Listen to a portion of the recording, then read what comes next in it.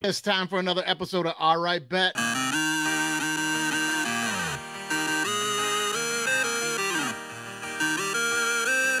All right, everybody. Hey, it's time for another episode of All Right Bet. It's your weekly show where you're tuning in. And at the end of the show, we're going to give you our Big Six picks. You guys that are tuning in to throw some bets on some games this weekend. Andy will be here to give you some insight. As you can see, my boarder is not in the house as of yet because I'm about to bring in my guest for this week. Oh, man. And you will recognize him.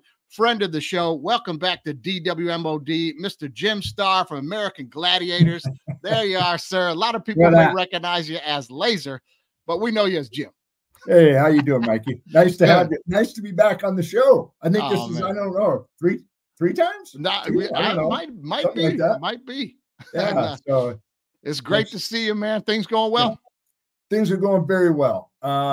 Yeah, some really good things going on in my life. A couple bad things, family type stuff. We can go through that. A little sad part of there, two incidences that are happening in my family, but overall, things are doing really, I mean, as far as my personal life, it's going very well. Very well. Great. Well, hey, man, I don't want to, pry into that, but if you want to, discuss that, hey, we're welcome to do that. Absolutely. Yeah. So I just, I was with my wife and I, we have a house in California and one in Bend, Oregon. And I landed a job with a startup company out of Denver. And it was a application where you took your cell phone, scan a plate of food, and within seconds it'll segment it and it'll know everything on your plate: calories, protein, carbs, fat, the whole thing.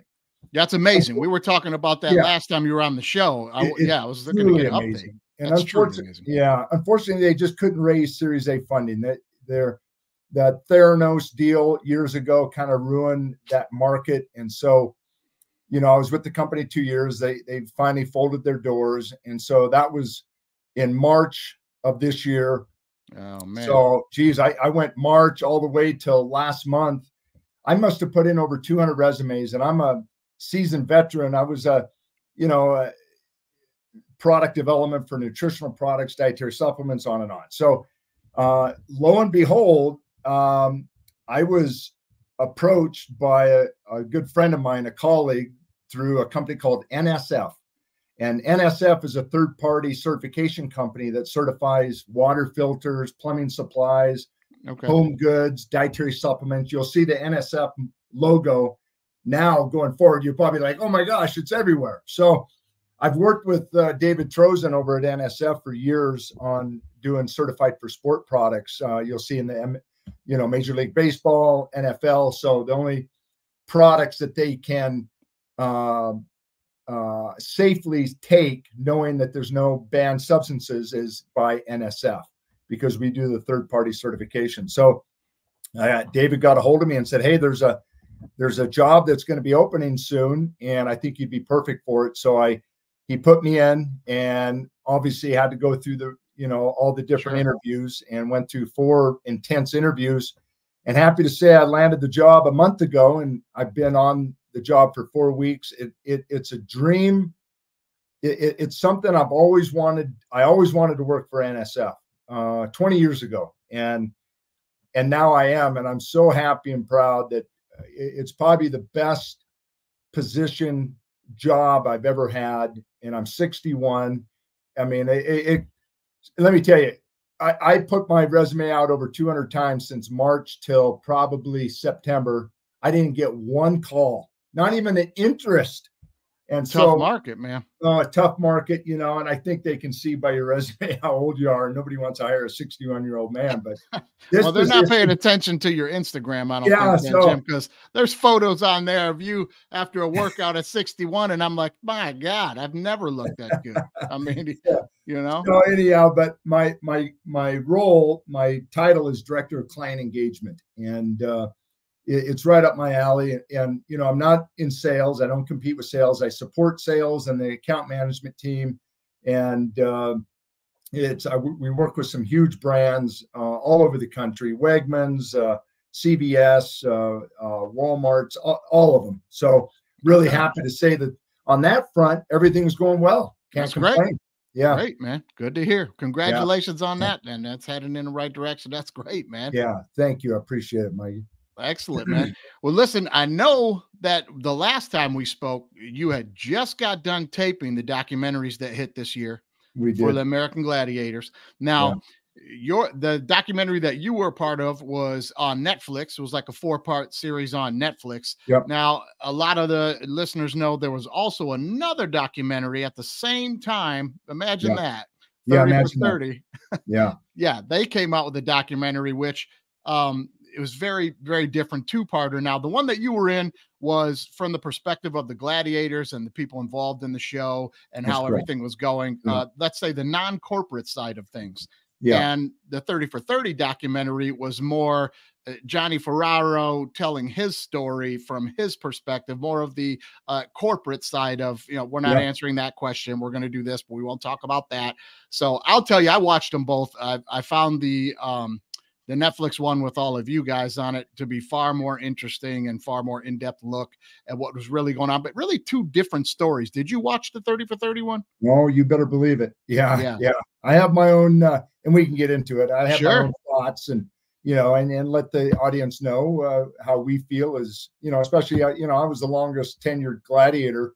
I was there from season 1 all the way till it ended. And I was the only one that made it all 7, 8 seasons. And so, yeah, I mean, we all of us that decided to do the Netflix documentary, there's a reason why we didn't do the ESPN one, Sure. And I don't know if we can start talking about it now. Sure. Yeah.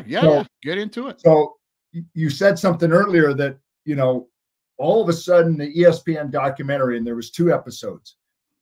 And then 4 to 5 weeks later, ours launched on Netflix. That wasn't planned. That just, it was happenstance. It just happened to work out that way. It wasn't where Netflix decided to launch, post Sure. the ESPN documentary. It just worked out. And in all honesty, it actually helped the Netflix documentary in terms of viewerships and eyeballs, because ESPN did a lot of the, the so-called organic marketing and marketing. Yeah. And so the name got out there, which was pretty cool.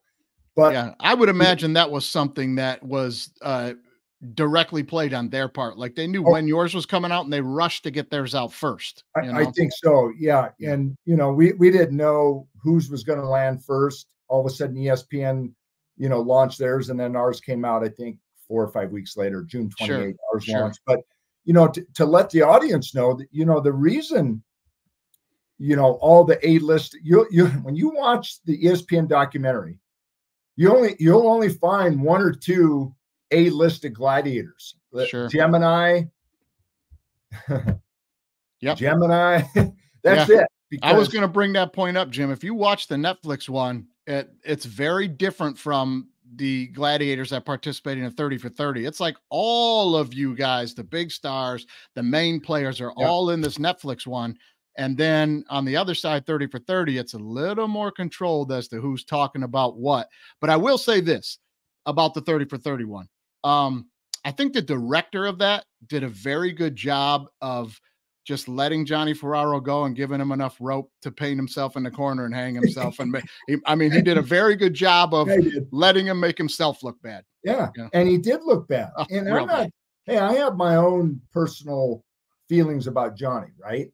But he hung himself, right? I mean, he's a guy that just, Johnny's Johnny, so it's unfortunate he is the way he is. And I think, and not even think, I know from talking to enough people that watch the ESPN that they immediately disliked him because you can tell how arrogant, and it was all about Johnny. And you know what? There's nothing wrong with telling the American Gladiator story and having a documentary and having Johnny tell his story, which is so important to the history of the show, right? Mm-hmm. How it started in Erie, Pennsylvania with a bunch of iron workers, and who came up with the name and who Johnny Ferraro is. That's a small piece of the pie.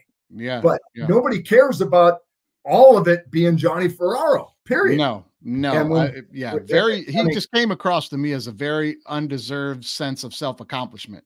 Well, as if he had done it all himself and then Yeah, Did it all. I found the did it most all. interesting part of that documentary to be the iron workers and the Apache Dan storyline. Yeah. The most interesting in the whole thing. You better believe it. And poor Dan Carr, great guy. I mean, Oh, man. Apache Dan, and being basically ousted out of any financial gain because Johnny hid everything from him. And here's just a guy from Erie, Pennsylvania that did it right. And, you know, shame on Johnny Ferraro. I mean, that's all I got to say. And, you know, and anyhow, you know, when Johnny called us, he called every one of us individually and was up front. He said, listen, we're going to do this documentary. Do you want to be involved? If not, don't. But it's going to be about me. And we all got off the call. I called Lori Fethrick, Ice, called Dan Clark, Nitro, Steve Henneberry Tower. We all got on a call and said, hey, did you get the same conversation? And we all matched our conversations that, yeah, it's going to be about Johnny Ferraro. And we put our foot down and said, we're done. This is 30 years later. We're tired of being used. This is not about the Johnny show. This is about the American Gladiator show, the contenders, the gladiators, the referees, the audience. And we just said, no, we're not going to do it. And we made a stance. And that's when they had $0 on the table to pay us. So they finally came around knowing we all said no, and at least was going to pay us 15 grand. Well, by that time, we didn't care about the 15 grand because they should have offered it in the beginning. They were desperate to get some of us gladiators on the ESPN documentary. And if you notice, Gemini was the only name. They had Malibu, and it appeared Malibu was only on 13 episodes of the first season. So it appeared that he was on the show forever. It's like, really? And it was a complete lie of why he didn't come back. It wasn't because he injured himself on Cannonball. He didn't come back because they didn't ask him to come back. They stopped production, and that's when they did another tryout. And I tried out on the second half of the first season and made it because he was a good athlete, but he just wasn't physically tough. No, I think Nitro hit it right on the head when he was talking about Malibu on the Netflix one, where he said, when you guys first met him, you knew it wouldn't last. I mean, for those who don't know, you watch the documentary, look at Malibu. He's a big athletic looking dude. You look at him and you go, this is a competitor, man. Yeah. He had a physique.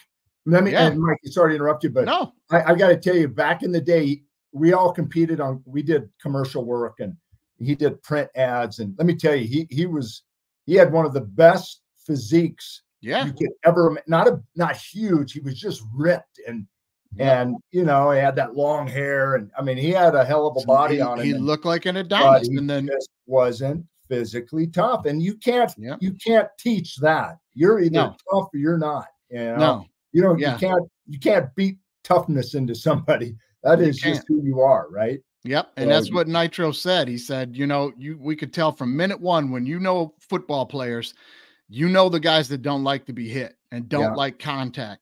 And as soon as you hit them, they start blinking like, I'm all right. I'm all right. Well, let's do it again. Right, I'm okay. And you see them blinking. And he said, as soon as we got into doing physical stuff, the blinking was out of control with Malibu. And you just knew this guy, you can't take contact. Yeah. You know, it. Yeah. And that's no disrespect. I'm just, some people can, some people can't. I'm telling you, there's no, like, I like Darren McBee, you know, Malibu. Sure. Yeah, I like him as a human being, but as you know, as a member of the team, supposed to be tough. No, I mean, it's just he didn't cut it. So it is what it is. It's not a secret, that's for sure. It wasn't a show for wide receivers and defensive backs. You know, it just wasn't. You know what I mean? Those were the contestants. Yeah, that's true. We had some great contestants. I mean, some studs. I mean, they were studs.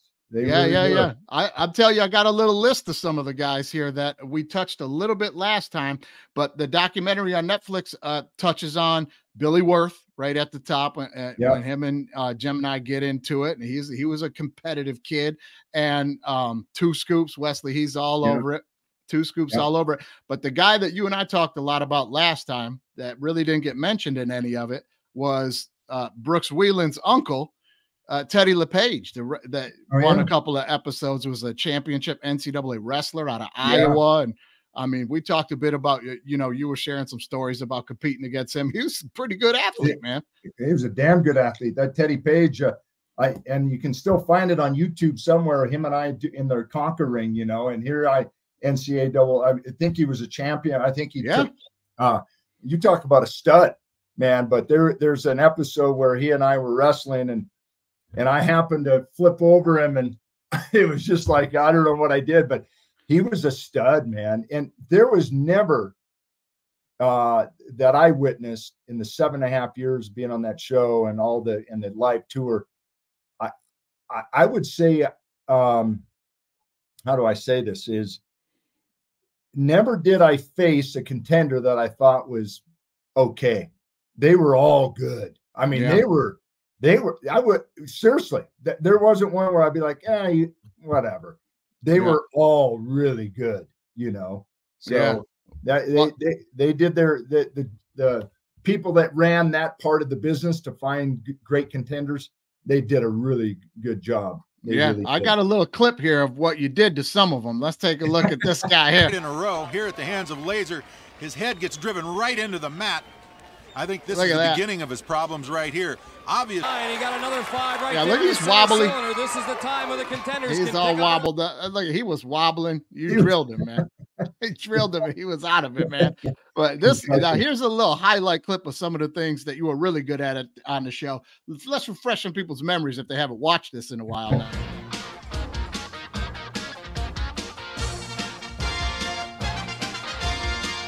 Look at that one. Boom. A little tower action there. I love it.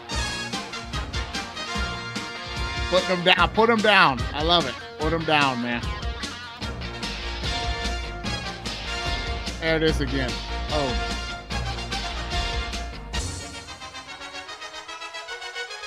Yep. Love it, man. Yeah. That's some great stuff, man. Now, I got to say, you watch that video and you watch some of the times where you guys are putting them down. And then in the documentary, Nitro's talking a little bit about, they get into talking about all the guys like putting them down and going a little too far at the end of things. But I tell you, I didn't really care for that spin, because from a competitor standpoint, like you just said, all these guys that they had on the show were good athletes in their own right.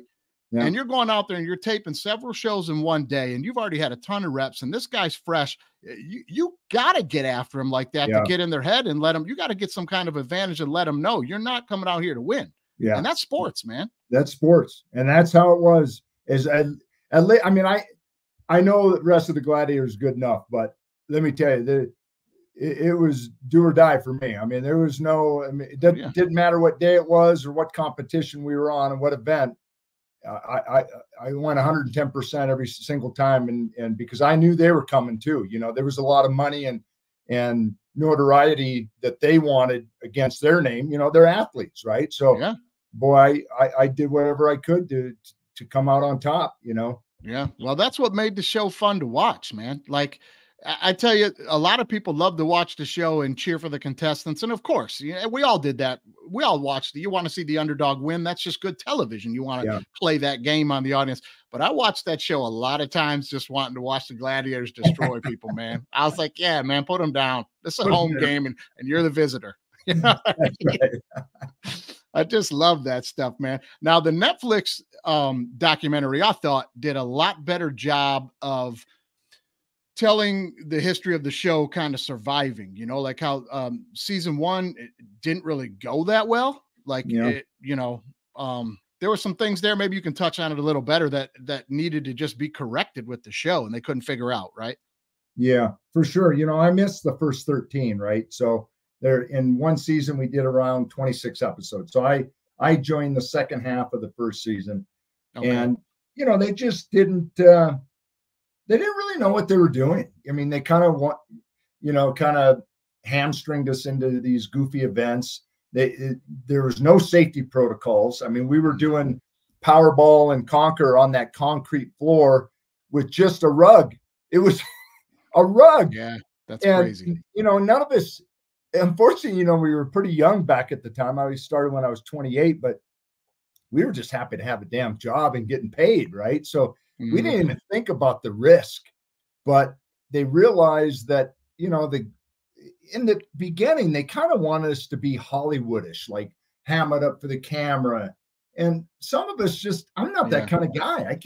I'm not that articulate to come up with like Hawk did or Nitro. You know, they always had something to come back with, but I just wanted to compete, and I didn't want to be on camera. But they finally, you know, the first couple seasons, it was like, hey, ham it up for the camera. And then finally I think it was right around the end of season 4, they finally just told us, be who you are. Just whoever you are, and whatever that is, be who you are. And you'll see on a lot of the interviews, we were just more relaxed. It just became a lot more fun. And you saw that. I think it really displayed that, you know, on all of the interviews and throughout the next few years. When you're watching that stuff, the show progress, you can easily see where early on the suits, if you will, are trying to push something for television and sell it. And the only thing in that realm at the time that they have to compare with that's a giant hit on television is professional wrestling. So that's what they're going for. They're trying to get you guys to do shoots and do you know, the little videos and stuff. And that wasn't the thing with this show. The thing with this show is the actual competition. And when they backed off and let it be, let these guys just compete, people want to watch that. That was it, man. It landed. You know, that was it. And all due respect to some of those people that are putting the show together, they don't come from athletic backgrounds. So when they're setting up that Powerball game on concrete, it just never occurs to them. It's not cost cutting. It just never occurs to them that this is concrete, guys. We're going to be going down on this. Yeah. And nothing. I mean, right in the beginning, we didn't even have.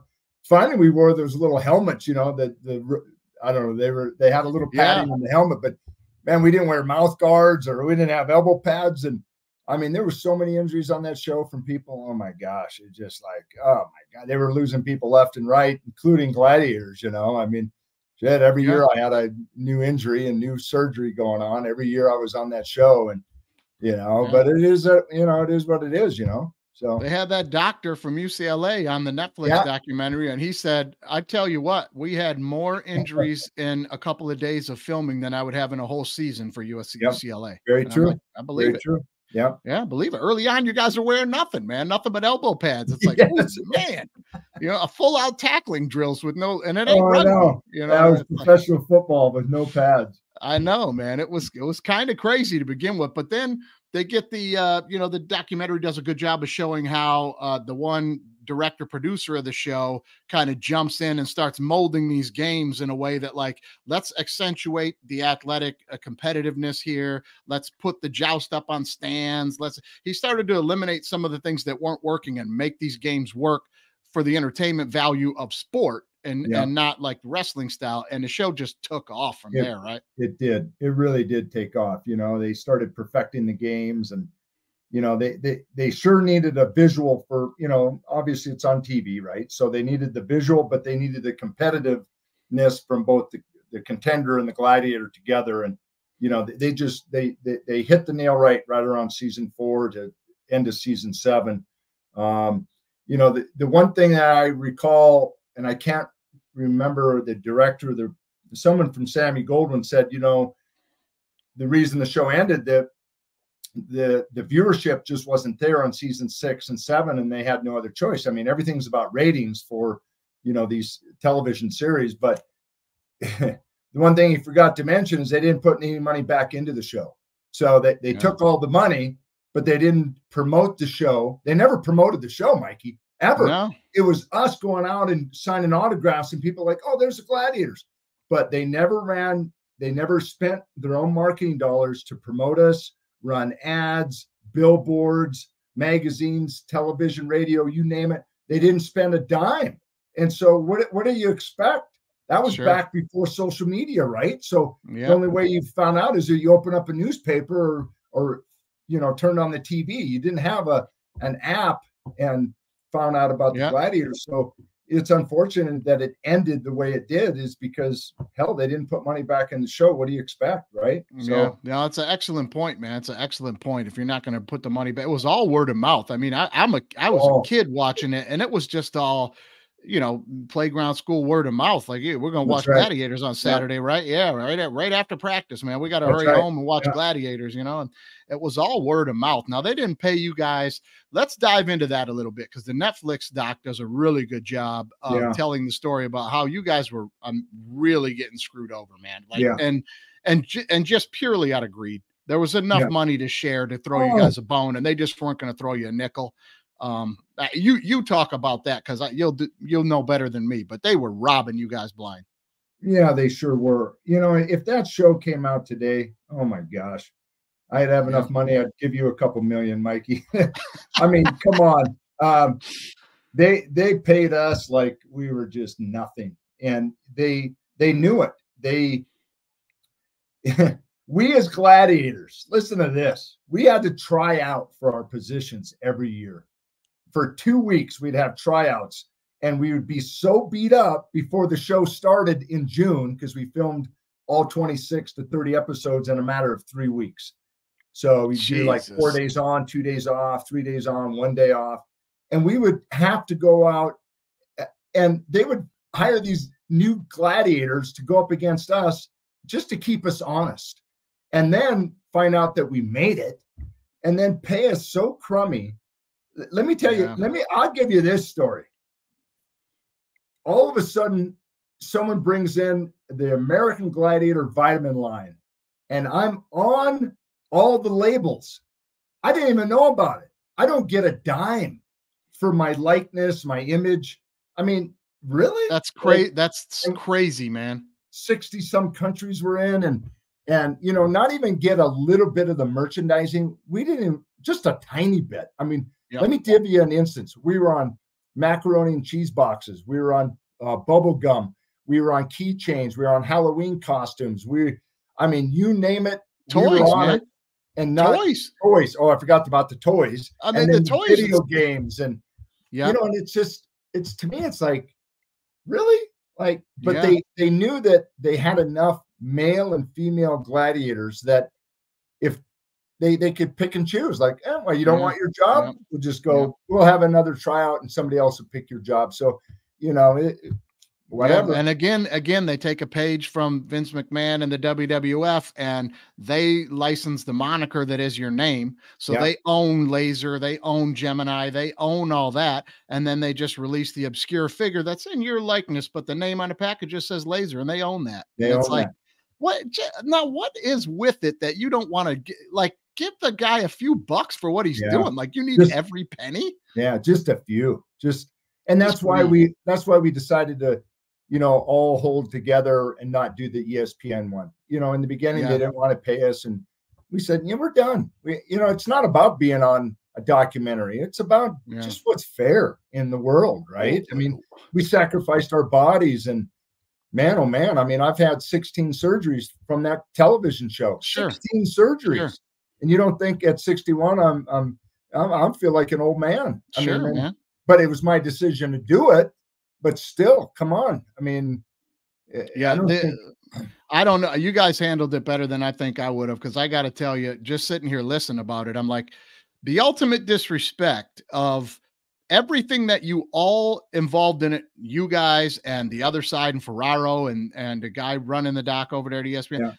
You all know the intricate story of how bad you guys were getting screwed over. They wouldn't give you a new deal. Then people wanted to strike and not come back. And then they just fired them all. And they fired them. And some of you guys, stayed to keep making money.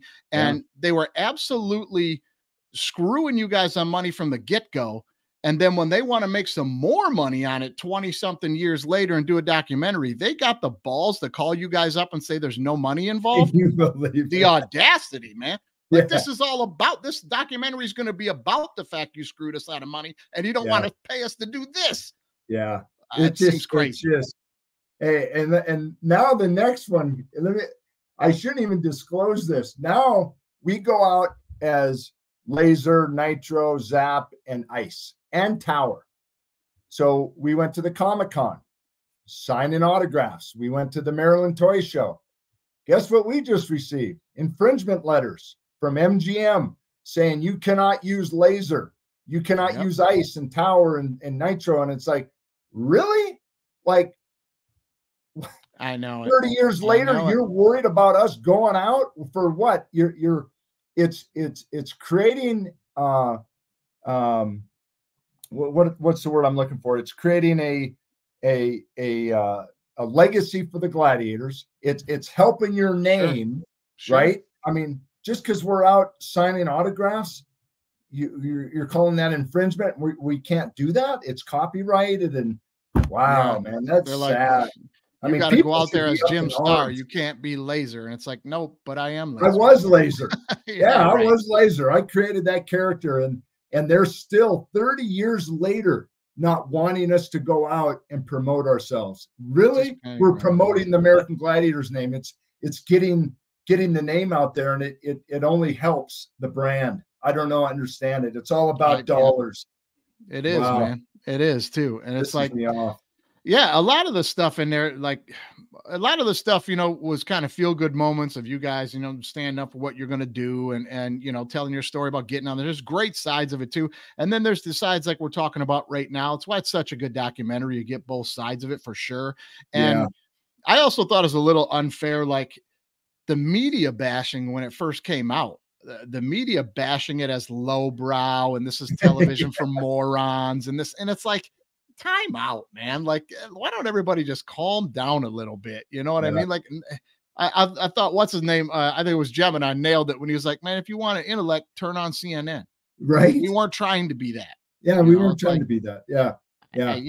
I just thought that was a little unfair by the media, but I tell you who ended up winning that one. You guys crushed them. They eventually had to shut up and the show shot through the roof. So that's right. That's right. I mean? Yeah. It all turned out. We were all pleasantly, because you never know what's going to come out of a TV show, a documentary. Sure. We were nervous. You don't know are they going to really tell the correct story, the truth? Mm-hmm. Were they going to sensationalize everything? I got to tell you, just from my perspective, and I can speak on behalf of all the Gladiators that were on that documentary, all of us were that director. They did such an amazing job telling the story. They never made up a story. They didn't sensationalize the story. Everything was spot on. It was to a T. It was perfect. It was like, wow, what you couldn't have done better. Yeah, there's nothing I cringe and say, oh my gosh, how could you do that? It was perfect.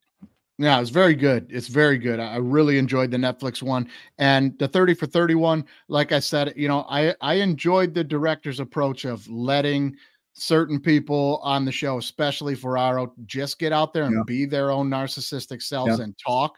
And he just let them do it and let them show who they were. And then just edit it up in a way where like, get a load of this guy. And it's like, get a load of this guy. It was really good. I tell you one part I really did like about it, I'll touch again, was the stuff about Apache Dan and the Iron Workers and all that old footage of them really doing these games at high schools and stuff back in the day with those guys. Boy, I'd kill to watch some of those videos. Those got to be amazing, man. Yeah, he's a good dude, man. I did not speak to Dan Carr since the show ended in I think the last time I saw him, we were down in the dinner theater show in Kissimmee, Florida, doing that goofy dinner theater show. But 1998, I think, was the last time I saw him or even spoke to him. And I reached out to him after watching the ESPN documentary, feeling so sad for him. I was sad. I mean, my heart hurt for him. I mean, yeah, man. I didn't have his number, and I called a few people, and he answered the phone. And let me tell you, the connection was still there. And I just feel bad for the guy, man. He got taken big time, and it's really unfortunate. He's a good dude. He seems like just such a really good dude, man. That like, and you can see through that whole doc that Ferraro, it's not like he's excluding him and serving him papers that this is mine and you're out now. Like, he's just lying to him the whole way. And he's such a nice guy. He's believing him. No, you're in. The money's coming. Don't worry about it. It's coming. It's coming. And it went on for years. Years. And he just Yeah, just a really unfortunate circumstance. Yeah, there, destroyed a lot of his relationships with his original buddies that were the gladiators, like in the high schools and stuff.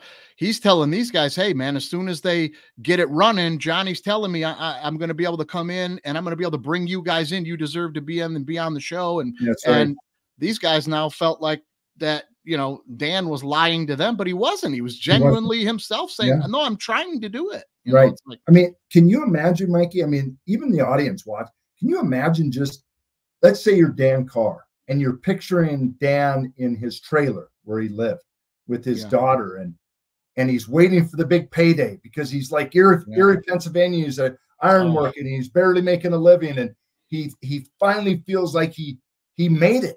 And he's waiting on his best friend, Johnny Ferraro, to give him the payday and the big news. And it goes on and another lie.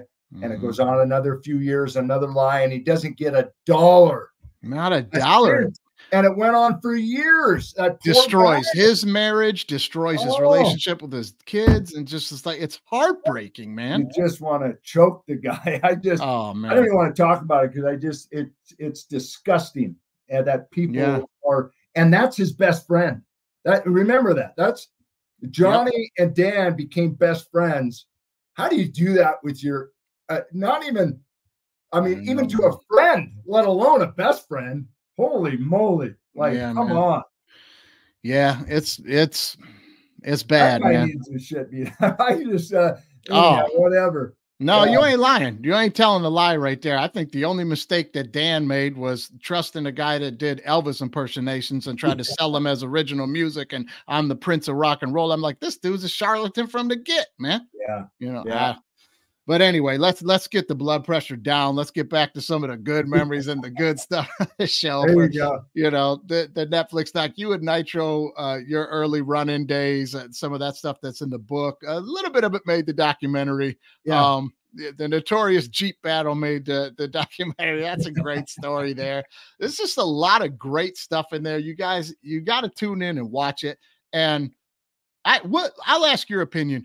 Which way do you think you should watch it? Should you watch the Netflix one first, or should you watch the ESPN one and then watch the Netflix? I think you should watch the ESPN one first. Yeah. Yeah, I think because yeah, I don't know. I can't give you. I think it'll give you a better. It sets you up for how shady it is.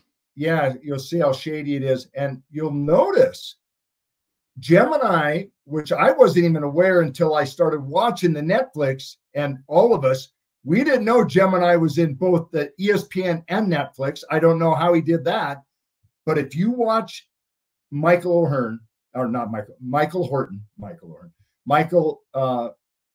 which is Gemini in ESPN, he seems depressed. He seems like, oh my gosh, it took me away from my family.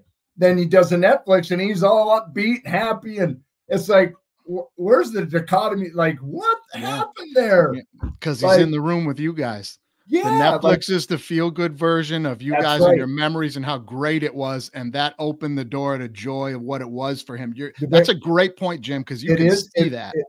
You can see it absolutely. You watch Mike Gemini; he's depressed. It's like, I got to go out and sign autographs for 5 hours, and it took me away from my family. And then he does the Netflix, and it's a whole different human being. And that's Mike. Mike was never a one to get down. He was happy. He was one hell of an athlete. He played in the NFL on and off for, I think, 11 years. That guy was a stud. And he was like Big Daddy. Like, all of us went to Mike for advice. So that's people can see that if they watch both of them. Yeah, and I'm telling you, you watch some of those clips of him just playing the Powerball, and you get a feel for, like, there's the guys that are like you, for instance, you know, like linebacker, speed, strong, track you down, take you down, put you down, and then you watch Gemini, and you're like, oh, that's an NFL offensive lineman. You don't want to run into him. He just stands there, and boom, and guys are down. He was a big boy. Yeah, he lost a lot of weight for the show. He was 285, and he had some massive shoulder. I mean, just a big dude, man. He was a big kid. Yeah. big dude. And when he goes after Billy Worth, when Billy throws that ball at him, and that's a great. I mean, he's like, "Nah, not today, man. You know, not today." That's a great one, man. It's a lot of fun, a lot of it. Now I also thought that of all the people interviewed on the show, everybody got a little in depth with their own personal, lives and things like that. But I do have to say, all bias aside, I thought you dug pretty deep, a lot deeper than a lot of other people when you touched on the stuff with your dad. I thought that was pretty. That was pretty. I don't know a better word than brave to discuss that right on camera like that, man. I had to tip my cap to you. That's tough. No, thanks. Yeah, it wasn't. Trust me, it wasn't planned. Didn't think about even talking about it. Just came out of. I don't even know where it came from. I mean, and they cut a lot of that footage. I only have so much time, but they didn't tell the story of how I came to that conclusion with my dad to just say, "Hey, Dad, I love you," because I had a lot of resentment about my dad. I think that's why I excelled at sports, because I was always trying to get his attention as a little boy. Like, "Dad, here I am. Just tell me you're proud of me." And I think I started lifting weights, so he would finally say, "Man, you're looking good, son." And never did. He never told me he was proud of me and loved me. And I don't know where that story came. I didn't have it planned to tell that version of it, but I was truly touched and honored all the people all over the country that reached out to me to said that they had a similar situation with their dad, and what can they do? Or I helped them see that life's short, man, because I was 47 years old when I finally put my arm around my dad and said, "Dad, I just want to say I love you, for raising me and my siblings."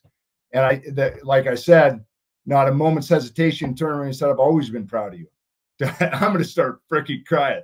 Yeah, I hear you, man. It was just, it's one of those things in life that, you're angry with your parents or your dad and all the things they didn't do, right? Hell, my dad didn't know the difference. His dad never loved him. So how is he supposed to possess that with his own kid, right? So, and after all that, my dad, he became the best dad and the best grandpa. Unfortunately, we lost him in 2009, but I feel so solid. Before he left, I had a few years to say I was a good son and he was a good dad. That's great. Yeah. That's great that you got to have that, man. That's a giant victory. And it's a very but that touches for sure on how there's a personal side to that Netflix doc as well. That's just very good, man. It's very good. It was really good. And I can understand a bit of that stuff, man. Like trying to break down the walls of generational family behavior that just, it's tough, man. It's tough. Sure. No doubt about it. No doubt about it. But let's touch a little bit on the aftermath of some of the guys hold out, some of the guys and girls hold out, some don't. And you guys get back to filming another couple seasons, but that didn't change the mind of anybody in charge, did it? No, it did not. Didn't even, not at all. They got rid of, I think, 3 or 4 gladiators and they didn't miss a beat. They brought in a couple more and off we went, because we still had a couple A-listed. I was one of them. And I think they brought in Tower then and a couple other ones. And didn't even phase them. Like, it was a tough deal, man. Not having your teammates there, and I'm going to pick up the slack. A tough deal. Yeah, that is, man. It is, because then some of the camaraderie's gone. And then, That's right. you lose a bit of, man, Powerball just wasn't the same, man. Yeah, it wasn't. Yeah, it wasn't. It just wasn't, man. Just wasn't. Yeah, you got to know who's over your shoulder with you. You know what I mean? It's different. It's a sports thing, man, for sure. Yeah, for sure. Well, I'm going to agree with you. I would definitely recommend hitting up the 30 for 31 first. Sheds a good light on who the people behind the scenes are and what their agendas are. And then you guys bring it home on the Netflix one and just double down on like, this is what's going on. I agree. Yep, I do agree. Yep. It was fantastic. Well, listen, outside of the new job and things like that, man, anything else that you want to get out there, touch on? And no, just, just my mom was going through some cancer and chemo, and I spent all the way, I got the greatest wife. She July, August, September, October, And part of November, I was back in Montana, just staying with my mom, making sure she tried to stay as healthy as she could while she's going through chemo and radiation and all that. And so unfortunately with that, and then a couple months ago, my brother had a horrific fall going up on his roof, decided to clean out the gutters, and he fell off his roof. And he's very fortunate to be alive. And he had multiple injuries. He's doing okay now. And thankfully he was in between jobs. He never had health insurance. Tough deal. Man. And I started a GoFundMe, and I got to tell you, people just, their prayers, their wishes, their thoughtfulness, them donating to my brother's cause. Unbelievable. That's all I can say, is that people are good. So, you know, my mom's doing okay. She's fighting the battle. She's a warrior, and she's 89. She just turned 89, and she's still kicking butt every day. And so those two things, but that's it. You know, great job. My family's doing well. I got 2 grandkids. We go to California tomorrow and see my daughter and our 2 grandkids. And so we're excited about that. And so tell them all I said hello, man. I will. I said hello. Happy holidays to you, and Merry Christmas and everything else, and Happy New Year. And hope to be back again. And thank you for the invite. I appreciate it. Oh man, for sure. We'll get together and talk again soon. Happy holidays, Jim, to you and yours. And like I always say, man, we're all we got, man. So if you want to throw that GoFundMe out here, you know, throw it out there. People can still donate. Where do they do that at? Yeah, just I think they can go. I posted it only on, I think, my Facebook, which is Jim Starr 32, two R's 32, and you can scroll down. You can go. You'll see where I put a couple posts there, and then they can go right to the GoFundMe. It kind of, you know, we're at the end of it now. We haven't seen much funding lately, which is normal. You know, it's been up for 2.5, 3 months maybe now. I can't even. It's been a while now, but people can if they feel like it, great. Even prayers and wishes. That's all I can say. But he's doing much better. Yeah, so I appreciate that. And well, that's great, man. We all got to try to take care of each other. I'm going to I'm going to hit that up on my Facebook from the DWMOD pod. I'm going to share that out so you guys can get the link, and we'll try to get some more traffic coming in on that, man, so we can all help out. Right. And again, brother, I appreciate you, man. But right now we got to get to the sponsors of the show. It's Sports Authority, and it's Gordon Butterfield, and he's going to tell us, man, what just happened. What just happened? Brought to you by the Sports Authority. At the Sports Authority, you can gear up to look just like a pro, from little tacks to full-grown adults. But they can't help you play like one if you're not any good. So don't suck. That's the Sports Authority, a Chapter 11 company. Premier League's Carlos Del Faciano has set up his brand new Sports Authority practice net, but his son wants to be the goalie and life lessons. The striker has struck. Oh my, that was intentional. Nice try, Carlos, but there's no secret here. Nobody wants their kid to be the goalie. And it appears this father knows his son, as we take a closer look at young Tito's reaction time. There appears to be a delay in the matrix. That boy's as quick as customer service.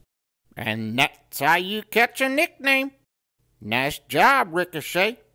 Oh, what just happened? That's Gordon Butterfield. You better believe it. That's some funny stuff right there. He's great. He's great. Yeah. All right. Well, hey, listen, Jim, this is the segment of the show where we get into what we call the Big Six picks here. We're going to have our 6 picks of the week, and we're going to bring in our resident Vegas advisor here, Andy St. Clair. Andy, how you doing, buddy? Good, man. How are you? Hi, Jim. Hey, how are you, Andy? Good. I'm good. You know, I've been on a little bit of a cold streak here, Mikey. Well, it's been rough. We're going to get it hot today. Yeah. Okay. The irons are hot today, baby. We got to get it going. Hopefully you'll be the good luck charm here for us, Jim. Now, last week we had Lauren Granger on the show. He's the head coach, Battle Creek Central High School. If you guys watched that episode, man, that guy's just entrenched in that community that badly needs him, and he's doing a lot of great work down there, getting kids off the streets and into sports, and he's a fantastic human being. He just is. But he didn't do that well at picking football games last week to an extent. So Lauren went 2-4 last week against the spread, but he went a perfect 6 for 6 on all the over-unders. Did not miss one, Andy. Not one. That's pretty good. Those to me, those are the hardest. Yeah, that's crazy. That's crazy. Now, Andy, you went 3-3 with a -2 over-under. I went 3-3 also with a -2 over-under. And that brings our totals for the season. Andy, you're at 41-43 with a -5 over and under. I'm at 47-37, but a -17 on those over-unders. Those are tough. And the guest pickers, Jim, the guys usually sitting in your chair this week, are 47-37, tied for the lead in this long season-long competition right now, but a +13 on the over-under. You guys are killing us. So they're counting on you, buddy, to keep it rolling today, man. I don't know.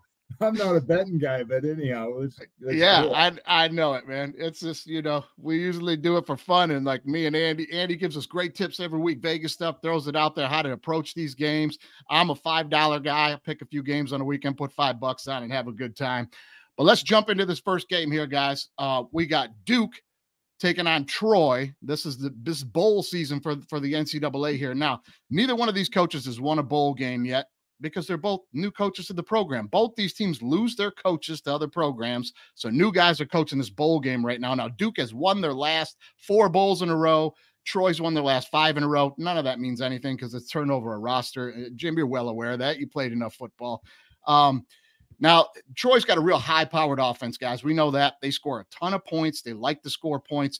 Duke, on the other hand, they lost their NFL prodigy quarterback. He's in the portal. He transferred to Notre Dame, will not play in this game.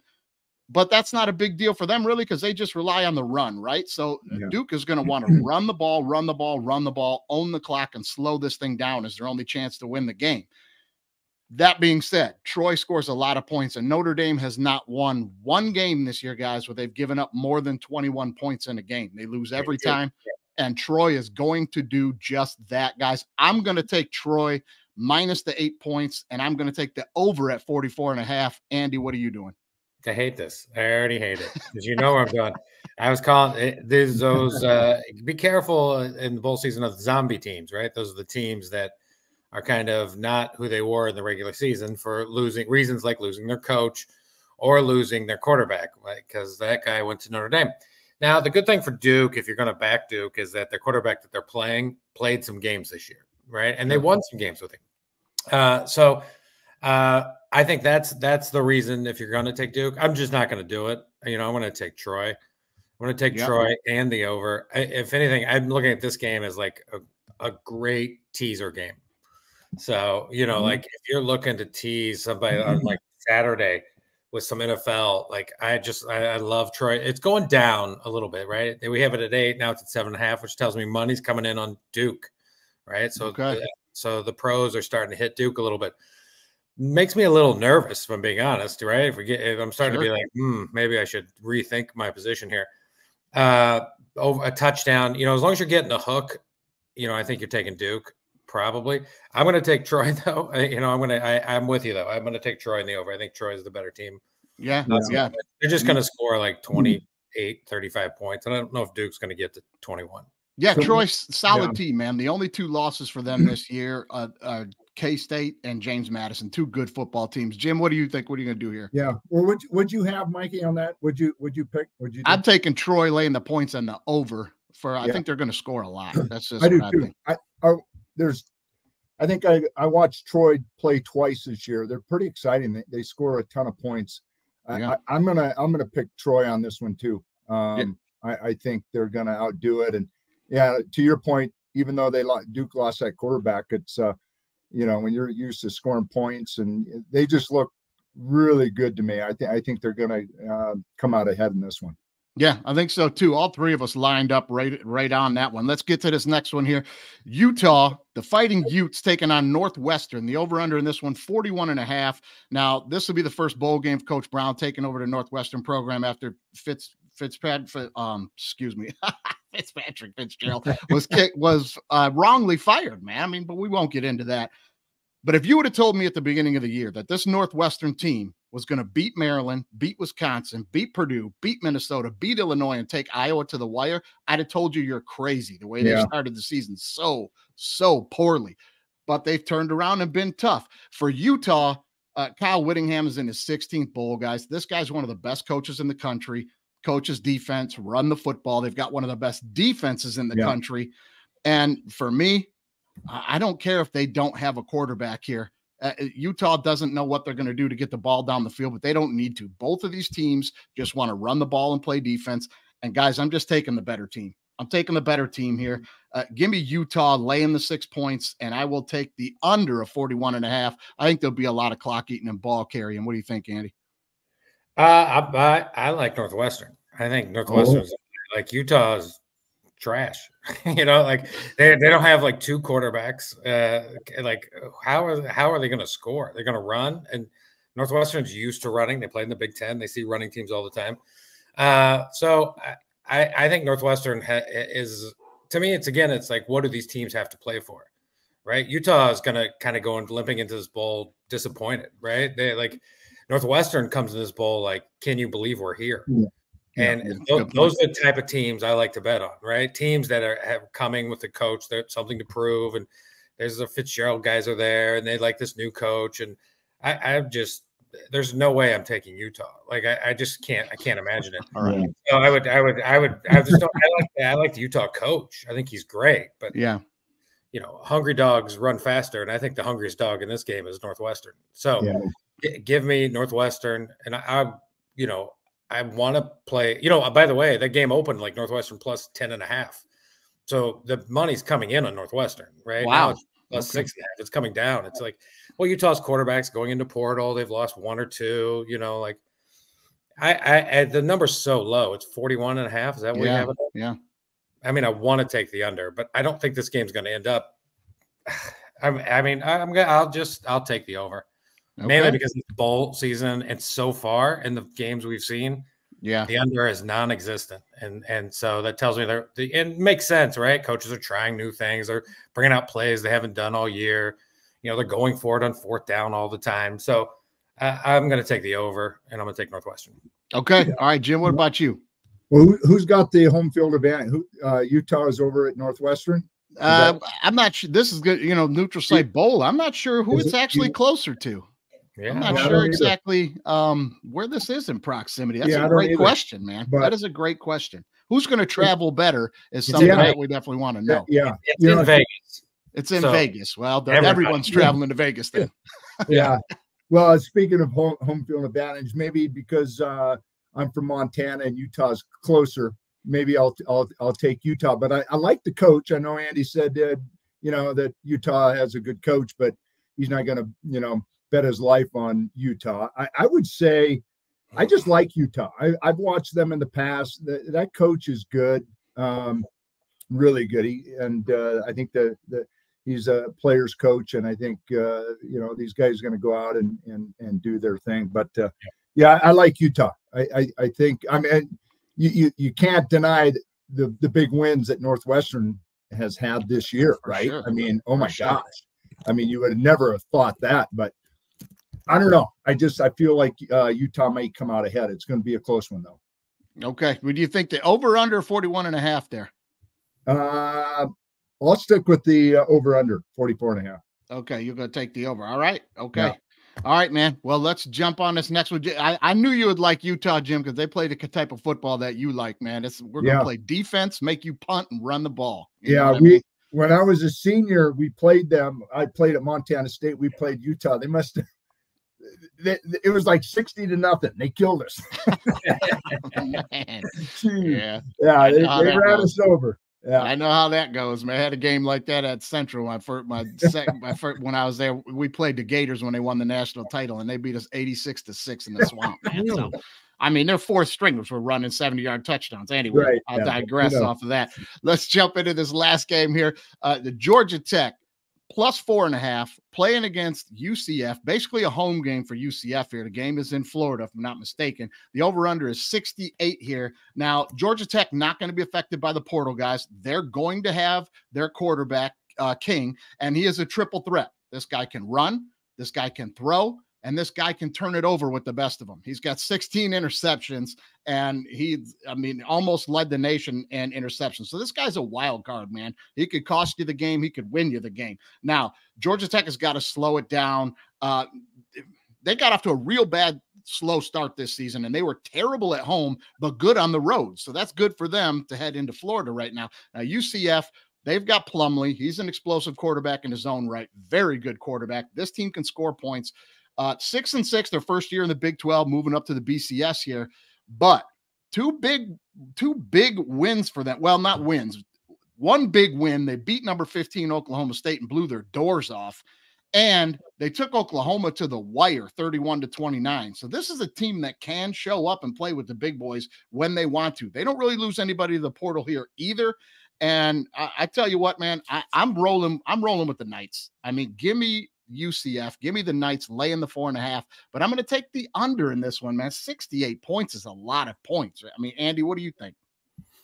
I see it right now. I'm looking at the only thing at 67.5. I like the over. I just think there's going to be a lot of points. I'm not sure how Georgia Tech stops UCF.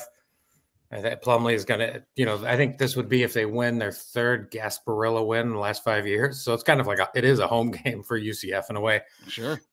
So I'm going to be, I think it's, it's going to be kind of like that Western Kentucky Old Dominion game. It was like 38-35 in overtime. Yeah. So I think it's just going to be a lot of points, and it could be final score is something like 48-32.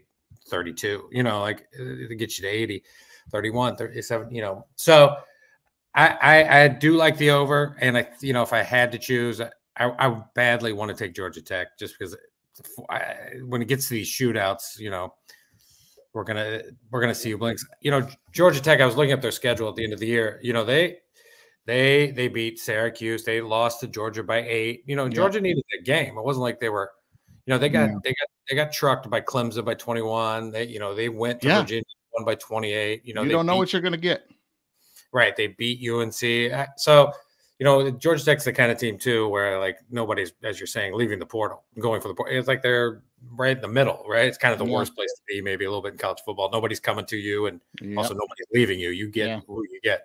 So I'm gonna go with the Rambling Wreck, and maybe it's because I just like Bobby Cremins, but I'm gonna go with taking Tech and the over. Tech and the over. Jim, what say you? I don't know much about these two teams, but I do like Central Florida. I've watched them in the past play. They seem like a pretty good contender, in one of these bowl games. But I would probably do the under at 68 and take Central Florida. Yeah. Okay. Yeah. All right. Right there with you. I'm right there with you on that one. Now, guys, those college games are a lot tougher to break down this time of year to figure out who's in the portal, who's transferring, who doesn't get to play, what's happening, who's sitting out for the draft. Right now, we get to the easy part. We get to 3 NFL games, and we know what we're getting here, right, guys? So let's jump. Let's save that Rams game. Now, we got the Rams on the docket for you, Jim, Rams alumni. We got to have your team on there, but we'll save them for last, and we'll jump on the Cowboys plus 1.5 at Miami. The over-under here is 51, guys. Now, this is a huge game. Both of these teams need this game. Miami has to win this game, or Buffalo's going to take the division from them, I'm telling you right now. And Miami has to play the Ravens next week, I think. So they don't have time to fool around. They got to get this game. Now, the Cowboys, they dumped a bad one this week to Miami, but the Eagles also lost and helped them out. But the Cowboys also have to play Detroit next week, and that's not a cakewalk, man. So this is a game both of these teams have to have. So this is a tough one because the Cowboys are a terrible, terrible road team, man. But listen, I'm going to roll with the Cowboys here. They got to get it up in one game, and I'm going to tell you right now, I'm just not sold on Miami, especially with Tyreek being hurt. I just think they're a false prince this year. You watch them play, and even when they're bombing people, you're kind of like, you know what I mean? I'm just not sold on Miami. I'm going to take the Cowboys to finally get it together on the road, plus 1.5, and give me the over 51, though. A lot of points going to happen here, I think. Andy, what do you think? The real key to this game is if Hill plays, right? Yeah. If Tyreek plays, and we're taping this on a Tuesday, so we don't know yet. It probably won't be game time. But I'm going to kind of go under the assumption that he's going to play, right? Like, I think that was why they held him out last week. They were like, we're going to beat the Jets without you. We don't need you. I mean, Sure. we would love for you to play. We want you to get 2,000 yards in 16 games, all that stuff. But we don't really need you. So, though they would never say that, of course. You know, like these two teams are the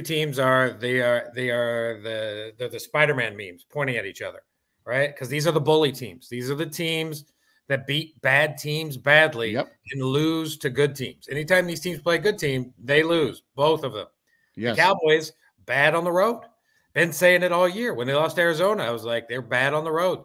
I predicted them, remember, to lose at Carolina because they're bad on the road. I am not jumping off that bandwagon now. I love it at 1.5. I'm going to ride with the Dolphins because I think they need it more, to be completely honest. Dallas, worst case scenario, is a 5 seed. For Dallas, worst case scenario, travels to Tampa, to New Orleans.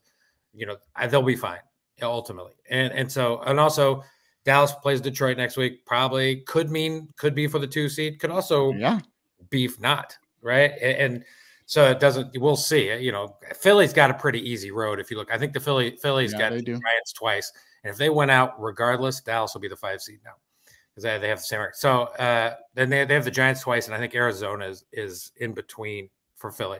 So something like that. But it's an easy game. My only point is, once Dallas is out, they're going to be at the 5. I don't think it's going to matter to them. The Dolphins need it more, right? They're at 3 or 4 losses, whatever they're at. And it's not out of the realm for Miami to miss the playoffs, right? Because you still have the Colts, you have the Browns, you have the Texans, you have maybe the Steelers floating around there, all like 6 losses, right? And Miami goes here, then they go to Baltimore, and then they finish with the Bills. Yeah.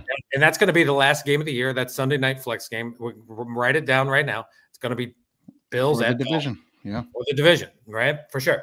So I'm just Buffalo needs them to lose, but I'm going to take Miami, and I'm going to take the over.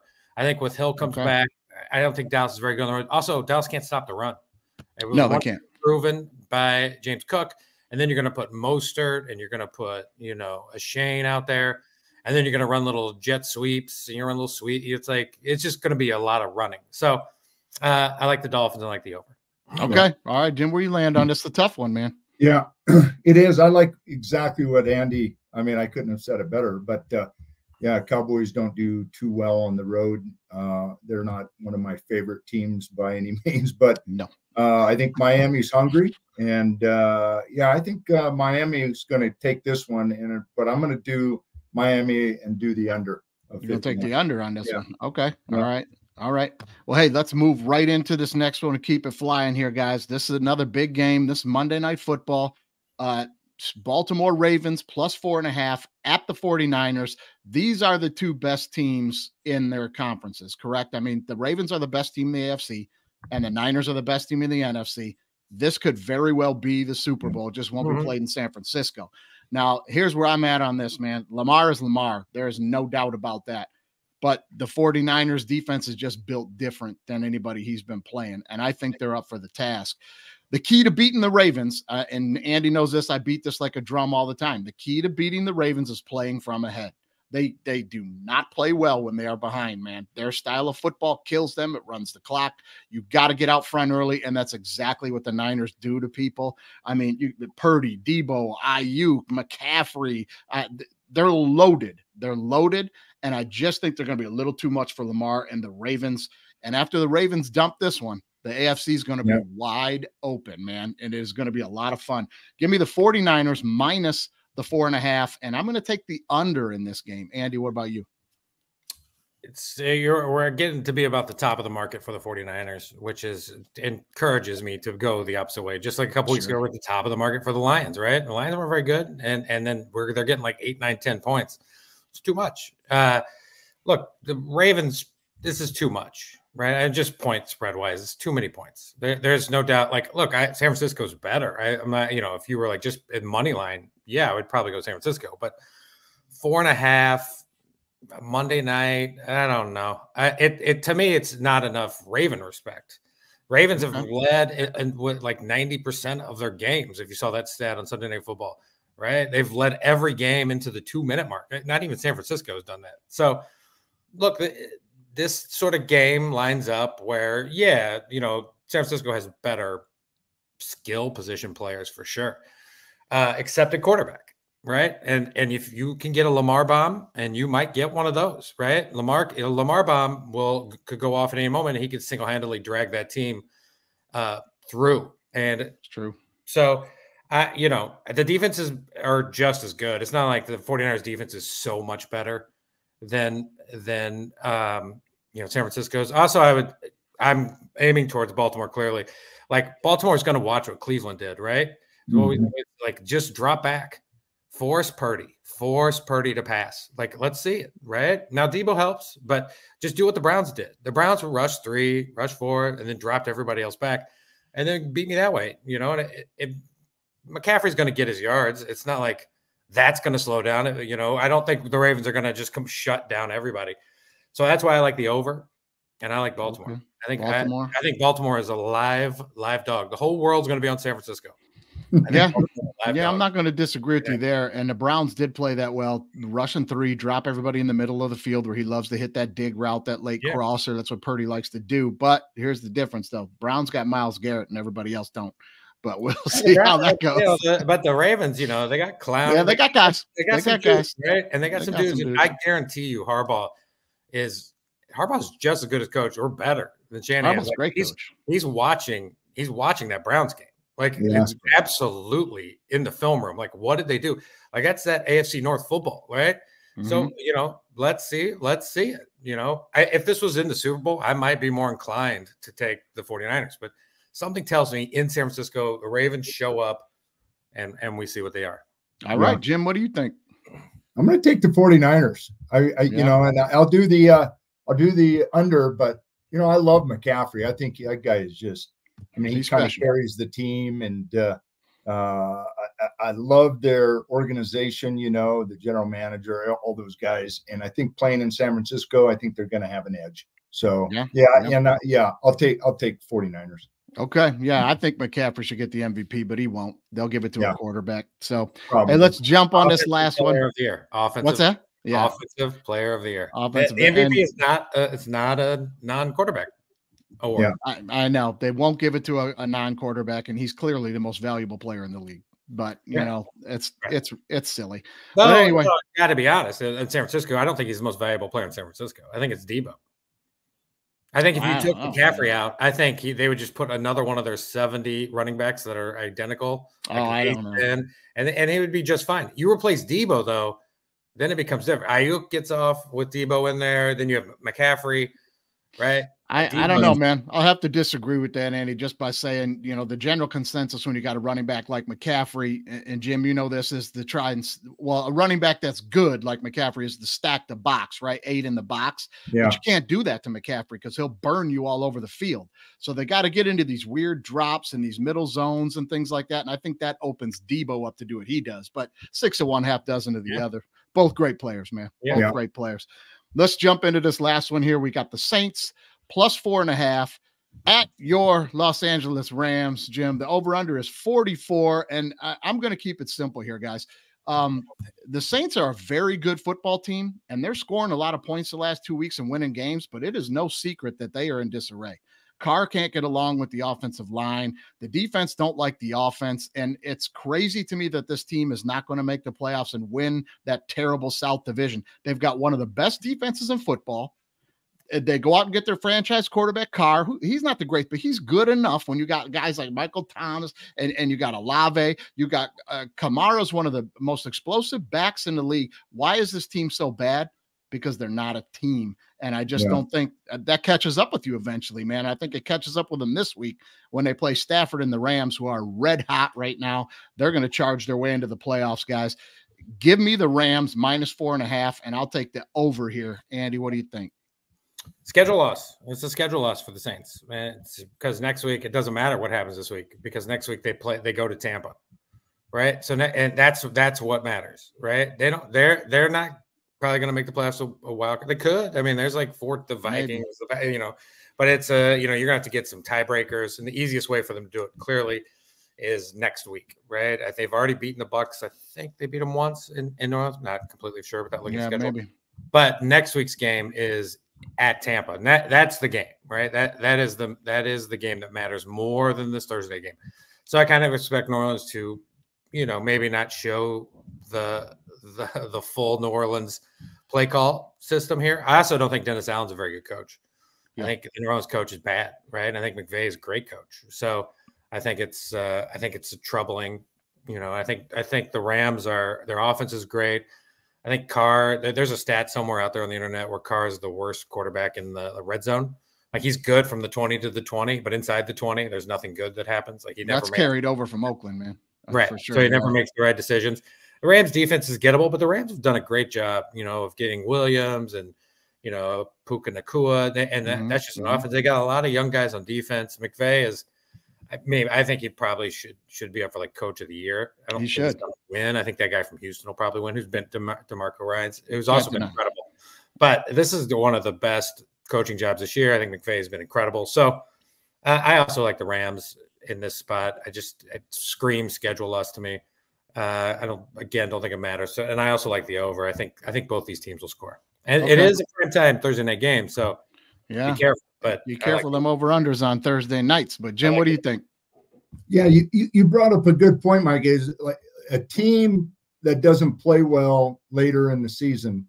They may play well because they're all individual athletes, right? In the beginning, they're all just gung-ho about creating that space of I'm the star, but that eventually runs out, right? So you gotta play as a team. When you get to 9, 10, 11, 12, 13 games into the season, you better play as a team. And the Saints just aren't there. So I'd have to say, the Rams are going to come out ahead on this one just because I just feel like I don't know, you can just kind of see it. Like they don't play together as a team. And late in the season, you better play together as a team. And that's usually when people, these teams go to the Super Bowl because they're all speaking to each other and they all have the same terms and they all love each other. I just don't see that with the Saints. But yeah, I'll take the Rams, but I think it's going to be probably over the overs there. Okay. Yeah. Mikey, too, the best case scenario for these Rams are they want to win and they want San Francisco to win against Baltimore. And then they want to win Thursday and they want San Francisco to win on Monday because the next week they want San Francisco to win due to the fact that they have that game lead on Philly or Dallas or whoever, Detroit.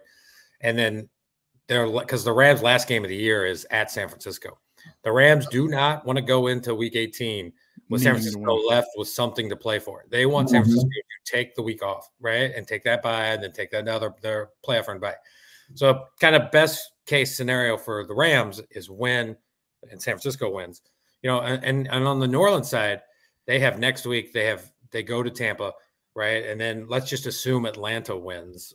Now everybody's like 7-8 or 8-7 or whatever, 8-8. The last week of the game season, New Orleans, Atlanta comes to New Orleans. So the schedule spot just screams Rams. It screams it here. So if you're going to bet New Orleans, you better be careful. Did you just know what you're doing, right? Take the points.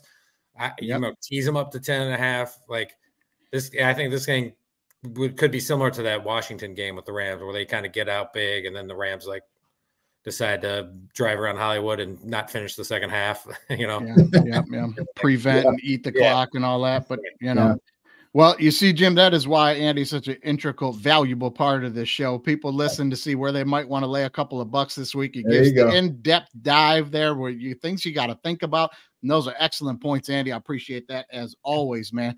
Well, hey, that's the big 6 picks of the week, man. Jim, I got to thank you for being on the show this weekend, man. It's always great to have you on the show. Thank you. Love to have you back anytime you want to come back. Absolutely. Brother. And thank you for the invite. And Andy, nice meeting you. Nice meeting you. Take it easy on us out there, Jim, please. I need to get Thanks, man. All right, get to that show, man. We'll see you later. We'll see you next time, guys. It's time for another episode of All Right Bet.